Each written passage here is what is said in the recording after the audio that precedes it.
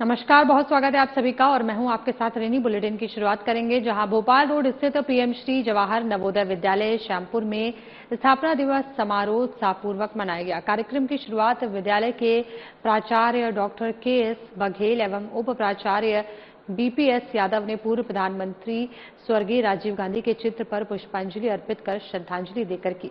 इस अवसर पर प्राचार्य ने अपने संबोधन में नवोदय विद्यालय की स्थापना के उद्देश्य पर प्रकाश डालते हुए बताया कि राजीव गांधी ने ग्रामीण, गरीब, आदिवासी, पिछड़े एवं आर्थिक रूप से कमजोर वर्ग के प्रतिभाशाली विद्यार्थियों को गुणवत्तापूर्ण शिक्षा उपलब्ध कराने के उद्देश्य से नवोदय विद्यालय की परिकल्पना को साकार किया। उन्होंने कहा कि तत्कालीन शिक्षा मंत्री नरसिंह राव के सहयोग से इस महत्वाकांक्षी योजना को देश भर में लागू किया गया। कार्यक्रम में विद्यार्थियों ने भी राजीव गांधी के जीवन एवं उनके शिक्षा क्षेत्र में योगदान पर अपने विचार व्यक्त किए।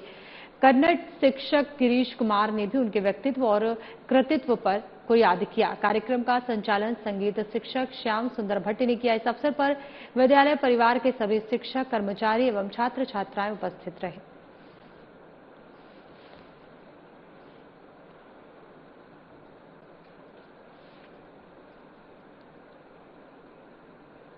भोपाल में मास्टर प्लान लागू करने की मांग को लेकर विधायक आरिफ मसूद ने 10 नंबर क्षेत्र में कार्यकर्ताओं के साथ धरना प्रदर्शन किया। प्रदर्शन के दौरान कार्यकर्ताओं ने मास्टर प्लान लाओ, भोपाल बचाओ और मास्टर प्लान के बिना भोपाल का विकास नहीं जैसे पोस्टर और बैनर लेकर सरकार के खिलाफ विरोध जताया। हाल ही में रहवासी क्षेत्रों में व्यावसायिक गतिविधियों के खिलाफ नगर निगम द्वारा कई दुकानों को सील किए जाने के बाद ये मुद्दा और गर्मा गया है। धरने के दौरान विधायक आरिफ मसूद ने कहा कि उन्होंने कई बार दिशा समिति की बैठकों में भोपाल मास्टर प्लान का मुद्दा उठाया है और सांसद आलोक शर्मा से भी इसे जल्द लागू करने की मांग की है। उन्होंने आरोप लगाया कि मास्टर प्लान नहीं होने के कारण शहर की कई समस्याएं लगातार बढ़ रही हैं। मसूद ने कहा कि कांग्रेस सरकार के 18 महीने के कार्यकाल में मास्टर प्लान का ड्राफ्ट तैयार किया गया था, लेकिन लंबे समय बाद भी बीजेपी सरकार इसे लागू नहीं कर पाई। उन्होंने कहा कि बार बार मांग के बावजूद कार्रवाई नहीं होने से उन्हें मजबूर होकर जनता के साथ सड़क पर उतरकर विरोध प्रदर्शन करना पड़ रहा है।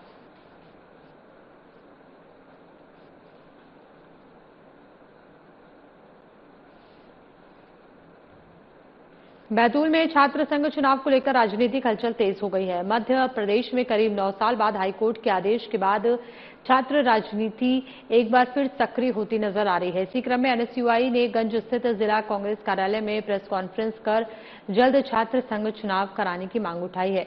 एनएसयूआई के नवनियुक्त जिलाध्यक्ष रोहन सिंह ठाकुर ने कहा कि प्रदेश सरकार बिना देरी किए चुनाव की तारीख घोषित करे और चुनाव प्रत्यक्ष प्रणाली से कराया जाए ताकि छात्र सीधे अपने प्रतिनिधियों का चयन कर सके। उन्होंने कहा कि छात्र हितों की अनदेखी अब बर्दाश्त नहीं की जाएगी। प्रेस कॉन्फ्रेंस में एनएसयूआई ने अखिल भारतीय विद्यार्थी परिषद पर छात्रों से दुर्व्यवहार के आरोप लगाते हुए पुलिस से कार्रवाई की मांग की और चेतावनी दी कि जरूरत पड़ने पर संगठन आंदोलन करेगा। इस दौरान मेडिकल कॉलेज और व्हाइट टॉपिंग सड़क निर्माण की गुणवत्ता का मुद्दा भी उठाया गया। एनएसयूआई ने जिले में सदस्यता अभियान की शुरुआत करते हुए छात्र हितों से जुड़े मुद्दों पर संघर्ष जारी रखने का ऐलान किया।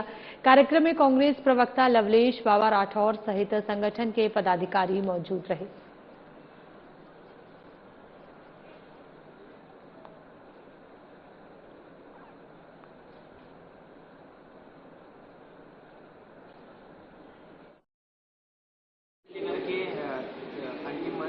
छात्र अध्ययनरत होंगे उनसे जाके मिलेंगे। निःशुल्क पूरी तरीके से हमारी सदस्यता अभियान है। छात्रों के कुछ विवरण लेंगे कि वे किस तरीके से कॉलेज आते हैं, कहाँ से, कौन से ग्रामीण क्षेत्रों से आते हैं, शहरी क्षेत्रों से आते हैं, भविष्य में उनका क्या गोल है, कॉलेज के हॉस्टल में रहते हैं या अपने प्राइवेट रूम्स लेकर रह रहे हैं या अपने घरों से आना जाना कर रहे हैं। इस तरीके से हम सदस्यता अभियान चलाएंगे और उनसे भविष्य में एनएसयूआई क्या उनसे टिप्पणी लेंगे कि एनएसयूआई को किस ओर काम करना चाहिए। इस तरीके से हम छात्रों से जुड़ेंगे। भोपाल में करीब एक दशक बाद शासकीय कर्मचारियों की पदोन्नति प्रक्रिया दोबारा शुरू होने से कर्मचारियों में उत्साह का माहौल है और इसी कड़ी में जल संसाधन विभाग के 388 सहायक ग्रेड 3 कर्मचारियों को सहायक ग्रेड 2 के पद पर पदोन्नति का लाभ दिया गया। इस निर्णय पर शासकीय कर्मचारी परिसंघ के राष्ट्रीय अध्यक्ष सुशील कुमार पांडे और प्रदेश अध्यक्ष सुरेश गहरवार ने मुख्यमंत्री डॉक्टर मोहन यादव और जल संसाधन मंत्री तुलसी सिलावट का आभार जताया और इसे कर्मचारियों के हित में ऐतिहासिक फैसला बताया। कर्मचारियों ने मंत्री तुलसी सिलावट का स्वागत कर सरकार के प्रति खुशी व्यक्त की। सुशील कुमार पांडे ने कहा कि विभिन्न संवर्गों में पदोन्नति प्रक्रिया निष्पक्ष और पारदर्शी तरीके से पूरी की गई है, जिसमें सभी वर्गों के पात्र कर्मचारियों को समान अवसर मिला है। उन्होंने जल संसाधन विभाग के अधिकारियों और पदोन्नति प्रक्रिया में सहयोग करने वाले प्रशासनिक अधिकारियों की सराहना की। उन्होंने कहा कि वर्षों से पदोन्नति का इंतजार कर रहे कर्मचारियों में इस फैसले से नई उम्मीद और विश्वास पैदा हुआ है। साथ ही उन्होंने विभाग में लंबित 2 अन्य पदोन्नति प्रक्रियाओं को जल्द पूरा करने की मांग भी रखी, ताकि सभी पात्र कर्मचारियों को समय पर लाभ मिल सके।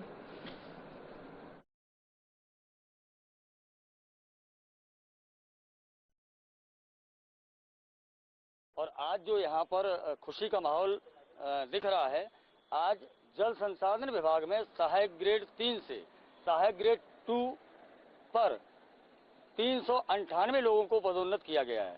इसलिए कर्मचारियों में हर्षोल्लास है। आज सभी कर्मचारियों ने मिलकर के जल संसाधन मंत्री माननीय तुलसीराम सिलावट जी का गुलदस्ता भेंट करके पुष्पहार से शाल श्रीफल से भव्य सम्मान किया और प्रमुख अभियंता कार्यालय में प्रमुख अभियंता माननीय देवड़ा जी और यांत्रिकी प्रशासकीय अधिकारी सम्माननीय प्रवीण मालवी जी और अधीक्षण मंत्री प्रशासन श्री आशीष महाजन जी का सभी कर्मचारियों ने मिलकर के भव्य सम्मान किया और पुष्पहार से। बुरहानपुर पुलिस ने सड़क दुर्घटनाओं में कमी लाने और आमजन की सुरक्षा सुनिश्चित करने के उद्देश्य से नई पहल शुरू की है। पुलिस अधीक्षक आशुतोष बागरी के निर्देशन एवं अतिरिक्त पुलिस अधीक्षक प्रदीप शेंडे और नगर पुलिस अधीक्षक गौरव पाटिल के मार्गदर्शन में शहर के व्यस्त और घनी आबादी वाले क्षेत्रों में यातायात जागरूकता अभियान चलाया जा रहा है और इसी क्रम में गणपति नाका चौराहे से सिंधी बस्ती चौराहा, टैक्समो क्षेत्र और रेणुका तिराहा तक मार्ग पर यातायात पुलिस द्वारा वाहन धीरे चलाएं संबंधी सूचना बोर्ड लगाए गए हैं। इन बोर्डों के माध्यम से वाहन चालकों को बाजार क्षेत्रों, प्रमुख चौराहों और आबादी वाले इलाकों में गति नियंत्रित रखने के लिए जागरूक किया जा रहा है। पुलिस का उद्देश्य तेज रफ्तार के कारण होने वाली दुर्घटनाओं को रोकना और पैदल यात्रियों, स्कूली बच्चों एवं वरिष्ठ नागरिकों की सुरक्षा सुनिश्चित करना है। बुरहानपुर पुलिस ने नागरिकों से यातायात नियमों का पालन करने, हेलमेट और सीट बेल्ट का उपयोग करने तथा सुरक्षित वाहन चलाने की अपील की है। पुलिस ने कहा कि सड़क सुरक्षा सभी की जिम्मेदारी है और जन सहयोग से ही दुर्घटनाओं में प्रभावी कमी लाई जा सकती है।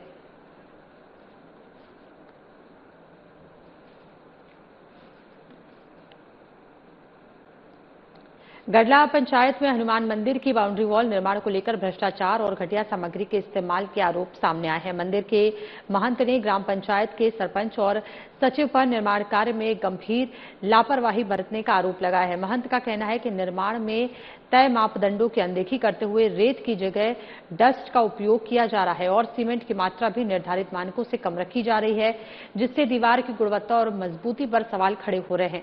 उन्होंने आरोप लगाया कि विरोध करने के बावजूद निर्माण कार्य में सुधार नहीं किया गया और इस मामले को लेकर ग्रामीणों में नाराजगी है। ग्रामीणों का कहना है कि मंदिर जैसे धार्मिक स्थल के निर्माण में अनियमितता, आस्था के साथ खिलवाड़ है और सरकारी राशि का दुरुपयोग किया जा रहा है।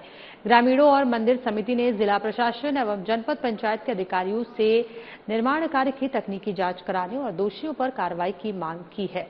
उन्होंने चेतावनी दी है कि जल्द कार्रवाई नहीं होने पर आंदोलन किया जाएगा।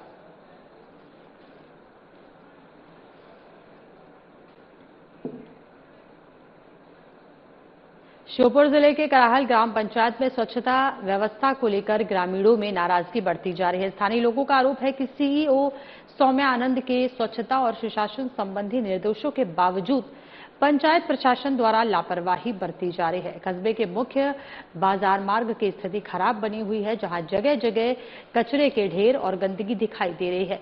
नालियों की सफाई नहीं होने से गंदा पानी सड़कों पर बह रहा है, जिससे व्यापारियों और राहगीरों को परेशानी का सामना करना पड़ रहा है। स्थानीय लोगों का कहना है कि बदबू और गंदगी के कारण संक्रमण फैलने का खतरा भी बढ़ गया है। ग्रामीणों ने बताया कि समस्या को लेकर कई बार पंचायत को अवगत कराया गया, लेकिन अब तक कोई स्थायी समाधान नहीं किया गया है और केवल आश्वासन दिए जा रहे हैं। ग्रामीणों ने जिला पंचायत सीईओ से मामले का संज्ञान लेकर जिम्मेदारों पर कार्रवाई करने और बाजार क्षेत्र में स्वच्छता व्यवस्था सुधारने की मांग की है। वहीं पंचायत प्रशासन की कार्यप्रणाली को लेकर लोगों में आक्रोश बना हुआ है।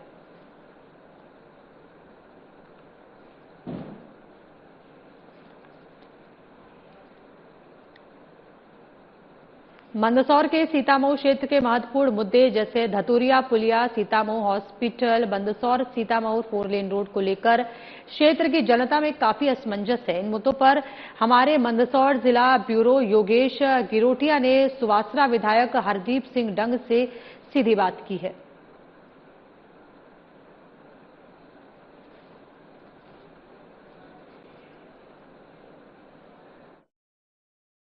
धतुरिया पुलिया एक बहुत महत्वपूर्ण पुलिया है, राजस्थान और मध्य प्रदेश को जोड़ने वाली पुलिया है और ये 19 में जो क्षतिग्रस्त हुई थी उसके बाद लगातार इसके 3-4 साल तक टेंडर निकले पर किसी ने भी टेंडर नहीं डाला। फिर बाद में जब और टेंडर निकालने के लिए बार बार वहाँ पर प्रयास करें तो मात्र एक टेंडर डाला जहाँ पर उसने डाला है और उसके बाद जिसको टेंडर डाला है उसने वो बाहर का व्यक्ति था, उसने एक पेटी वाले को जो पेटी कॉन्ट्रैक्ट पे दूसरे को दिया है और दूसरे ने जब उसको देखा तो उसकी ड्राइंग जो थी कहीं ना कहीं इंजीनियर के द्वारा जो पुलिया की हाइट जो ऊपर रखनी थी वो नीचे रखी गई। फिर इसको लगातार वहाँ पर मांग करके कि भाई इसको बनाया जाए। फिर बाद में मालूम पड़ा कि इसको और हाइट देने का काम कर रहे हैं तो ड्राइंग में इसको ऊपर किया गया और ऊपर करने के बाद उसको अभी फिर मंजूरी मिली है। और जिस प्रकार से जनता की मांग लगातार है, जनता मुझसे एक बार कहती है और कहीं ना कहीं टेंडर की वजह से कि एक ही व्यक्ति बनाने को तैयार है।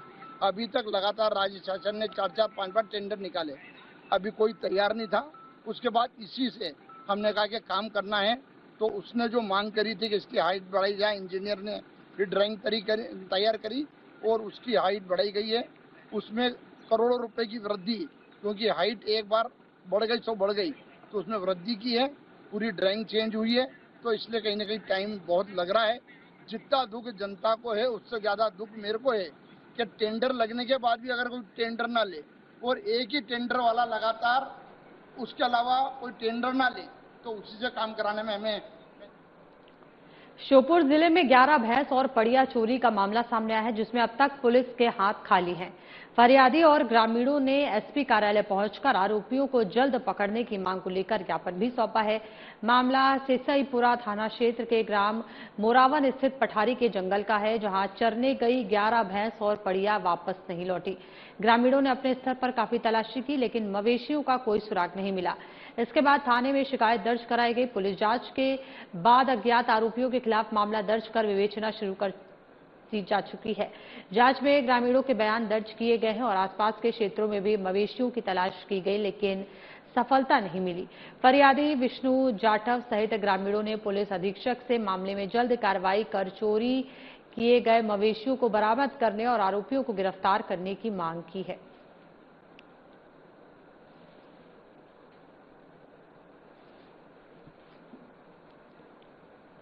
जिला पंचायत में सीईओ काजल जावल और जिला पंचायत अध्यक्ष बलवंत पटेल के बीच विवाद सामने आया है। अध्यक्ष ने आरोप लगाया कि सीईओ उनके अनुमोदन के बिना कार्य कर रही है और विधानसभा में भी गलत जानकारी दी गई है। मामला क्लस्टर ट्रांसफर से जुड़ा सभी कार्य नियमानुसार किए जा रहे हैं। फिलहाल जिला पंचायत में अधिकारों को लेकर विवाद गहराता नजर आ रहा है।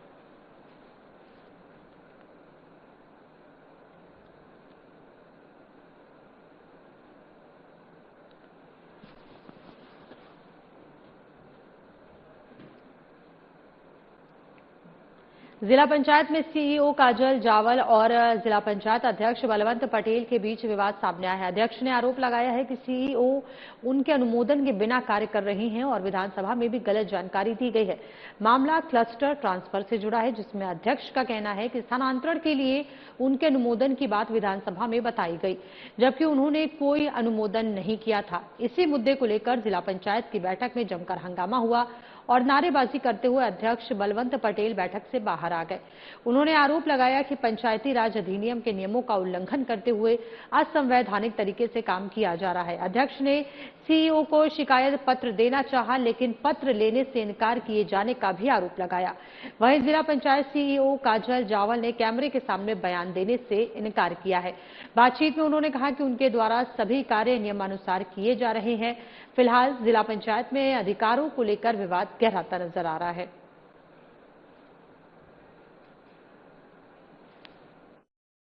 चेन वाले विषय पे झाबुआ विधायक ने एक जानकारी मांगी थी और उस जानकारी में हमारे जो विभागीय मंत्री है श्री प्रहलाद पटेल जी ने इसमें स्पष्ट कहा गया है कि बड़वानी जिला पंचायत अध्यक्ष को अनुमोदन उपरांत माननीय कलेक्टर साहब के अनुमोदन से ही क्लस्टर चयन होने का आदेश हुआ है। लेकिन इसमें जो हमारी जानकारी दी गई है कि भाई क्लस्टर चयन संज्ञान में लाया है और जिला पंचायत अध्यक्ष का अनुमोदन प्राप्त कर, ये उन्होंने जानकारी। मध्य प्रदेश कैबिनेट बैठक के फैसलों की जानकारी मंत्री राकेश सिंह ने दी। उन्होंने बताया कि प्रदेश में गुरु पूर्णिमा गरिमा और श्रद्धा के साथ मनाई गई। शिक्षा क्षेत्र में बड़ा निर्णय लेते हुए 8 जिलों के 500 सरकारी स्कूलों में एआई आधारित शिक्षा शुरू की जाएगी। इसके अलावा 60 सीएम राइज स्कूलों के लिए 25,500 करोड़ रुपए खर्च किए जाएंगे और शिक्षकों की भर्ती प्रक्रिया भी आगे बढ़ाई जाएगी। उत्कृष्ट परिणाम देने वाले 100 प्राचार्यों को 1 लाख रुपए तथा संबंधित स्कूलों को विकास कार्यों के लिए 5 लाख रुपए दिए जाएंगे। ग्वालियर में 350 एकड़ क्षेत्र में तकनीकी हब विकसित किया जाएगा, जहां ऑप्टिकल फाइबर, सेमीकंडक्टर, 5G और 6G तकनीक पर काम होगा। इससे 1200 से 1500 करोड़ रुपए की निवेश और रोजगार के अवसर मिलने की संभावना है। मुख्यमंत्री जन विश्वास अभियान की शुरुआत 7 अगस्त से छिंदवाड़ा से होगी, जिसमें जनता से संवाद और योजनाओं की मॉनिटरिंग की जाएगी। वहीं 9 से 17 अगस्त तक हर घर तिरंगा अभियान चलाया जाएगा। कैबिनेट ने सहकारिता विभाग की कवच योजना सहित स्वास्थ्य, खेल, आयुष्मान और जनजातीय विभाग से जुड़े कई प्रस्तावों को मंजूरी दी है।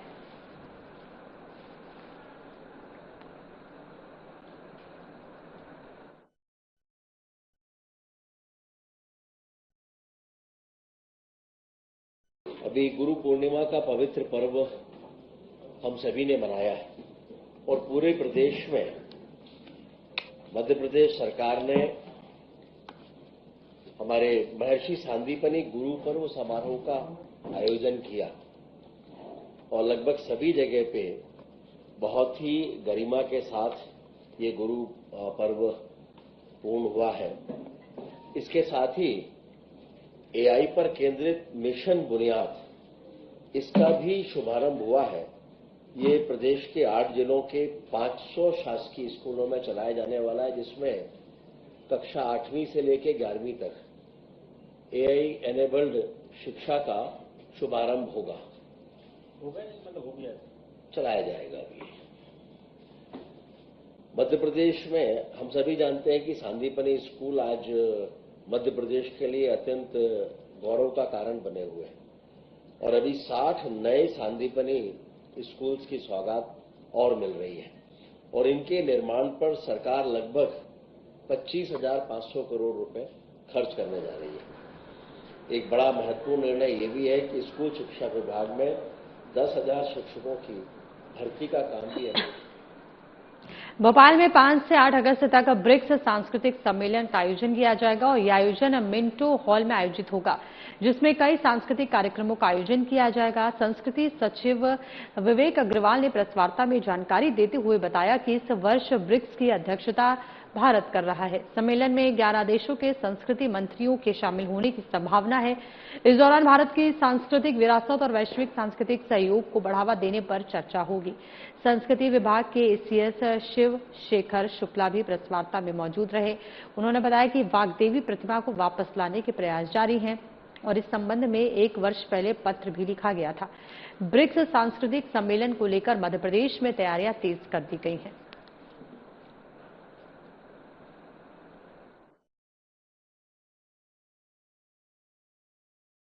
भारत सरकार में सेवाएं दे रहे हमारे साथी विवेक अग्रवाल जी, जो सचिव संस्कृति मंत्रालय का कार्यभार संभाल रहे हैं भारत सरकार में, वो हमारे बीच में हैं और आने वाले 4-5 दिनों में जो यहाँ पे भव्य ब्रिक्स की जो गतिविधियां होने वाली हैं, इससे संबंधित सम्मेलन और अन्य गतिविधियां होने वाली हैं, उसके बारे में आपको स्वयं वो जानकारी देंगे और आपके माध्यम से ये अपेक्षा होगी कि भोपाल और पूरे मध्य प्रदेश के लोगों को ये जानकारियां पहुंचें। लोग ज्यादा से ज्यादा उत्साह के साथ इस कार्यक्रम में जो मध्य प्रदेश में आयोजित हो रहा है, जिसमें ब्रिक्स के देश और उनके साथी देश मिलकर के यहाँ पर सहभागिता करेंगे, उसमें और उससे संबंधित जो सांस्कृतिक गतिविधियां होंगी उन सब में भागीदारी करें। और आप सब जानते हैं कि जो ये सम्मेलन है ब्रिक्स का, उसकी अध्यक्षता, उसकी प्रेसिडेंसी भारत के पास है और इस वर्ष भारत में ब्रिक्स के जो डिफरेंट ग्रुप्स हैं उनकी मीटिंग्स चल रही हैं। तो हर मिनिस्ट्री का एक अलग से एक वर्टिकल है जो ब्रिक्स की मीटिंग्स कर रहा है। कल्चर वर्टिकल एक इम्पॉर्टेंट वर्टिकल है ब्रिक्स का। तो जो ये कार्य होता है इसमें कई चरणों में निगोसिएशन होती है। जो पहला चरण हुआ वो दिल्ली में हुआ, जिसमें पहले वर्चुअल मीटिंग हुई।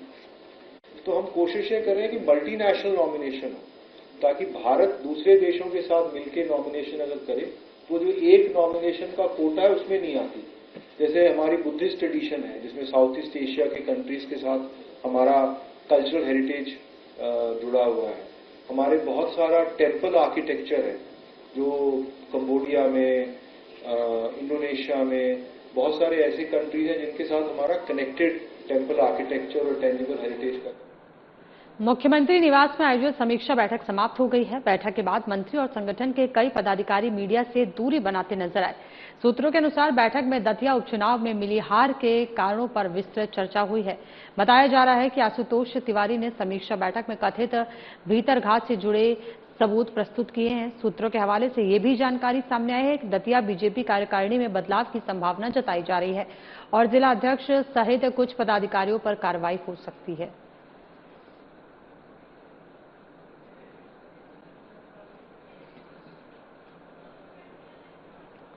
प्रदेश में करीब 9 वर्षों से लंबे छात्र संघ चुनाव को लेकर हाईकोर्ट के फैसले के बाद छात्र राजनीति में एक बार फिर से हलचल तेज हो गई है और इसी विषय को लेकर एनएसयूआई ने भोपाल में प्रेस कॉन्फ्रेंस आयोजित की। प्रेस कॉन्फ्रेंस को संबोधित करते हुए एनएसयूआई प्रदेश अध्यक्ष आशुतोष चौकसी ने कहा कि छात्र संघ चुनाव बहाल कराने के लिए संगठन लगातार संघर्ष कर रहा था। उन्होंने बताया कि एनएसयूआई के प्रदेश सचिव अदनान अंसारी द्वारा हाईकोर्ट में जनहित याचिका दायर की गई थी, जिस पर लंबी सुनवाई के बाद न्यायालय ने राज्य सरकार को सितंबर माह में छात्र संघ चुनाव कराने के निर्देश दिए हैं। अदनान अंसारी ने बताया कि छात्र संघ चुनाव को लेकर वर्ष 2014 से न्यायालय में कानूनी लड़ाई लड़ी जा रही थी।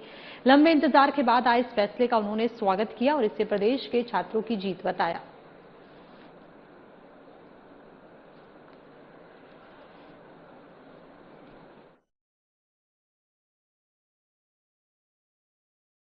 कल मध्य प्रदेश उच्च न्यायालय के द्वारा जनहित याचिका पर दिया गया निर्णय सिर्फ एनएसयूआई की नहीं बल्कि मध्य प्रदेश के लाखों छात्रों की जीत है। मध्य प्रदेश के छात्र 2017 से अपने लोकतांत्रिक अधिकारों से वंचित थे।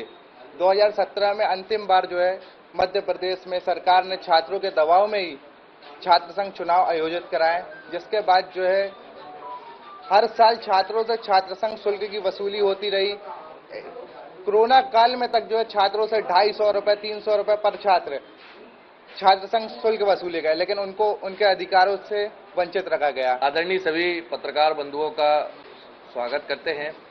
आज ये महत्वपूर्ण प्रेस ब्रीफ रखने का कारण है कि आप सभी को पता है कि मध्य प्रदेश में लगभग 9 साल बाद एनएसयूआई के एक साथी द्वारा लगाई गई। और इस बुलेटिन में फिलहाल इतना ही। एक नजर डालेंगे अब तक की बड़ी खबरों पर।